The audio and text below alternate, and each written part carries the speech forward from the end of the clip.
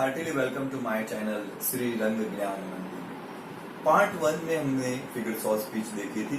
आज पार्ट 2 में हम बाकी की फिगर्स ऑफ स्पीच देखने जाएंगे। देखते हैं। ये फिगर्स ऑफ स्पीच का नाम है ओनोमाटोपिया।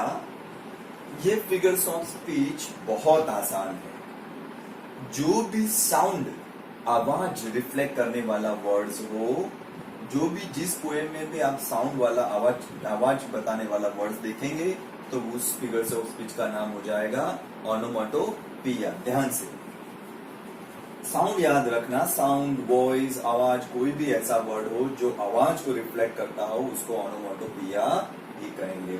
एग्जाम्पल देखते हैं। The buzzing bee flew away. अब बजिंग यानी जो बी हनी बी जो जैसे बजिंग आवाज करती है, गुनगुनाती है, वो उड़ गई। यानी बजिंग क्या बताता है? साउंड बताता है। जब भी ऐसा साउंड रिफ्लेक्ट करने वाला वर्ड आया तो फिगर्स ऑफ स्पीच का नाम हो गया onomatopoeia. The rustling leaves kept me awake. ये रसलिंग लीव्स यानी पत्तों की आवाज ने मेरे को जगा कर रखा। तो क्या है रसलिंग लीव्स? ये आवाज बताता है, पत्तों की आवाज, तो वो भी ओनोमाटोपिया हो गया। मैं बहुत इजी में यहाँ से begin to cry, cry is also the voice, loud voice. जैसे ही कोई आवाज बताता है तो ये क्राई भी ओनोमाटोपिया हो गया। लायन रोरिंग एट मी, तो उसकी गर्जना की आवाज, यानी इसमें बजिंग, रसलिंग, क्राई, रोरिंग ऐसे कोई भी बहुत ज्यादा वर्ड्स हो जो आपको देखने को मिले तो वो क्या हो जाता है? ओनोमाटोपिया फिगर्स ऑफ स्पीच हो जाता है। Eternal rhymes. स्टूडेंट्स, ये इटर्नल राइम्स ऐसे फिगर्स ऑफ स्पीच है जो राइमिंग वर्ड्स पर डिपेंड रखती है। अब राइमिंग तो आपको पता होगा, जब बचपन में आप पोएम पढ़ चुके हो, ट्विंकल ट्विंकल लिटिल स्टार और ऐसी, मगर उसमें राइमिंग लास्ट की लाइनों में आती थी, वो राइमिंग थी। अब इटर्नल राइम यानी यहाँ पर हम देखेंगे कि एक ही लाइन के अंदर दो ऐसे सिमिलर प्रोनाउंसिएशन जैसे वर्ड आ जाएंगे तो उसको इटर्नल राइमिंग बोलेंगे। एग्जाम्पल दी और के देखिए, सिंग इज किंग। तो यहाँ पर दो सेम प्रोनाउंसिएशन जैसे थोड़ा हो रहा है, सिंग ING और किंग। तो ऐसे दो वर्ड जिसका राइमिंग वर्ड मैच होता हो तो वो क्या है? इटर्नल राइमिंग है। दूसरा हम देखेंगे, I went to a town to buy gown. बताओ इसमें कौन से दो वर्ड ऐसे हैं जो राइमिंग हो जाते हैं? कौन से वर्ड है? Yes, town and gown. अब ये टाउन एंड गाउन एक ही लाइन के अंदर, जब ये फुल स्टॉप के अंदर ही राइमिंग वर्ड हो जाता है तो उस फिगर्स ऑफ स्पीच का नाम है इटर्नल राइम। आप जब भी कोई पोएम देखेंगे तो पोएम अपनी पोएट्री को आगे लाने के लिए इटर्नल राइमिंग का यूज करते हैं। तो इटर्नल यानी इन शायद फुल स्टॉप के अंदर, यानी एक ही सेंटेंस के अंदर दो ऐसे राइमिंग वर्ड मिल जाए, कहीं पे भी हो, आगे हो, पीछे हो, कहीं पे भी हो, तो उसको क्या बोलेंगे? Internal rhyme. यहाँ पर एक मोर एग्जांपल है students, I had a cat who wore a hat. आपको पता चल ही गया होगा कौन से दो वर्ड ऐसे हैं।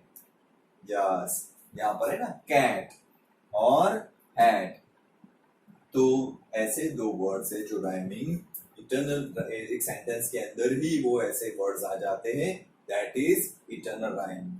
Then I lost my dog in the midst of fog. बोलो कौन से दो वर्ड है जो internal rhyming figures of speech बनाते हैं? Yes, right, I lost my dog, a dog and ये फॉग। तो इटर्नल राइमिंग एक ऐसी फिगर्स ऑफ स्पीच है जो एक ही सेंटेंस के फुल स्टॉप के अंदर दो राइमिंग वर्ड्स यूज किए गए हैं, दो वर्ड्स ऐसे यूज किए गए हैं जो internal rhyming figures of speech को बनाते हैं।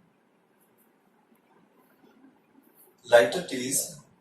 स्टूडेंट, ये लाइटर टीज पे बहुत इजी है। इसमें नो, नॉट और नेवर जैसे वर्ड्स, नेगेटिव वर्ड्स यूज किए जाएंगे और नेगेटिव वर्ड से ये पॉजिटिव आइडिया को रिप्रेजेंट करेगा, उसको लाइटर टीज बोलेंगे। एग्जाम्पल देखेंगे, सब में इसमें हिंट है नो, नॉट और नेवर। याद रखना, जनरली नेगेटिव वर्ड्स आप जो भी मिलेंगे उससे आइडेंटिफिकेशन हो सकेगा कि नाइटेटीज है, मगर ये नेगेटिव वर्ड्स के यूज से ये पॉजिटिव आइडिया को शो करता है। एग्जाम्पल की ओर देखेंगे, the sting, the sting is not so sharp. यहाँ पर देखेंगे the sting is not so sharp. Sting यानी आप समझते हैं कि जैसे डंक मारना, डंक लगाना, स्टिंग इतनी शार्प नहीं है, यानी कि नेगेटिव वर्ड्स के द्वारा बहुत पॉजिटिव आइडिया को ये रिप्रेजेंट करता है। You are not so dull, you are not so dull, तो वो भी आप इतने डल नहीं हो, नेगेटिव वर्ड्स के द्वारा पॉजिटिव वर्ड्स को रिप्रेजेंट करता है। नेक्स्ट है इट वॉजंट टेरिबल ट्रिप। तो हमारे जो ट्रिप रही वो टेरिबल नहीं रही, यानी बहुत अच्छी रही। सो नेगेशन नेगेटिव वर्ड्स है मगर नेगेटिव आइडियाज को रिप्रेजेंट नहीं करता है, तो ये नाइटेटीज है। This place not too shabby, इतनी ज्यादा गंदी भी नहीं है, तो ये नेगेटिव वर्ड्स यूज किए हैं मगर कोई नेगेटिव आइडियाज को रिप्रेजेंट नहीं करता है। लाइटेटीज में याद रखेंगे जनरली कौन से वर्ड यूज होंगे, नो, नॉट, नेवर। कई बार पोएम के अंदर ऐसे नो, नॉट, नेवर वर्ड्स मिल जाए तो भी आप लाइटेटीज इसके अंदर लिख सकते हो, क्योंकि एक ही ऐसी फिगर्स ऑफ स्पीच है जो नेगेटिव वर्ड्स के द्वारा पॉजिटिव आइडियाज को रिप्रेजेंट करती है, किसी के साथ इसका कॉन्ट्रास्ट नहीं होता है। Remember no man are strange, कोई भी मैन स्ट्रेंज नहीं है। ये फिगर्स ऑफ स्पीच भी, ये लाइन भी ये बताती है कि ये लाइटेटीज है। तो आपको क्या याद रखना है, नो, नॉट और नेवर। नेक्स्ट है पर्सोनिफिकेशन एंड एपोस्ट्रोफी। स्टूडेंट्स इसको समझना पड़ेगा, ये दोनों में थोड़ा डिफरेंट है, एक जैसी है मगर थोड़ा डिफरेंट है। पर्सोनिफिकेशन इन एनिमेट्स यानी जो नॉन लिविंग थिंग्स है उसको लिविंग बताती है, हमारी कैरेक्टरिस्टिक देती है। और एपोस्ट्रोफी जो है, जो नॉन लिविंग थिंग्स है, इन एनिमेट्स थिंग्स है, उसको सिर्फ वो उसका संबोधन करता है, उसको एड्रेस करता है।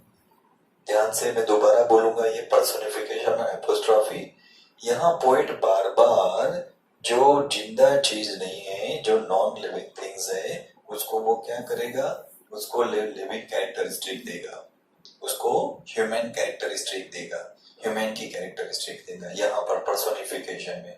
एपोस्ट्रोफी में क्या होगा, non living things otherwise inanimate things है जो उस चीज को सिर्फ एड्रेस करके छोड़ दिया जाएगा। ध्यान रखना, पहले एग्जांपल देखते हैं। यहाँ पर the wind cry in the night, यहाँ पर मेरे को बताओ कि नॉन लिविंग थिंग्स कौन सी है, इनएनिमेट थिंग्स कौन सी है, विंड है। अब ह्यूमन कैरेक्टरिस्टिक कौन सी है, क्राई है। क्राई कौन करता है, ह्यूमन करता है। ह्यूमन की कैरेक्टरिस्टिक किसको दे दी, ह्यूमन की लाक्षणिकता किसको दे दी, विंड को। तो विंड को जिंदा बता दिया। अब जिंदा बता यानी कि ऐसी कोई निर्जीव चीज को ह्यूमन कैरेक्टरिस्टिक देकर पोएट जिंदा बता देते हैं, उसको पर्सोनिफिकेशन कहा जाता है। समझना, फिर से मैं दोबारा बोल रहा हूँ क्योंकि ये थोड़ा कंफ्यूजिंग है। The wind cry in the night यानी निर्जीव चीज को कवि ने सजीव जैसा बताया है। कि कोई भी ऐसे बहुत आपने पोएम देखी होगी जो कवि नदी पर, रिवर्स पर, पहाड़ पर और ट्रीज पर और ऐसे चीजें प्राकृतिक सौंदर्य पर जो उसके पर उसको सजीव बताते हैं, तो वो सारे पर्सोनिफिकेशंस है। Okay, lightning danced across the sky, बिजली आकाश में डांस कर रही है। अब देखो, लाइटनिंग है तो नॉन लिविंग थिंग्स है, उसको कौन सी किसकी कैरेक्टरिस्टिक थी, डांसिंग। डांस कौन करता है भाई, ह्यूमन। तो जैसे ही कोई निर्जीव चीज को ह्यूमन की मनुष्य की लाक्षणिकता दे दी जाए तो वो क्या हो जाता है? पर्सोनिफिकेशन। अंडरस्टूड? ये ध्यान में रखने वाली बात है। आपको ये समझना होगा, सारे फिगर्स ऑफ स्पीच को उसके कॉन्सेप्ट समझने होंगे, तभी आप अप्लाई कर पाओगे एक साथ। Next, river dances on the rock. फिर से अब इसमें तो आप समझ गए होंगे। तो रिवर्स के जो इनएनिमेट थिंग्स है, नॉन लिविंग थिंग्स है, उसको हमारी कैरेक्टर डांस कौन करता है? ह्यूमन। तो हमारी कैरेक्टरिस्टिक देख दी।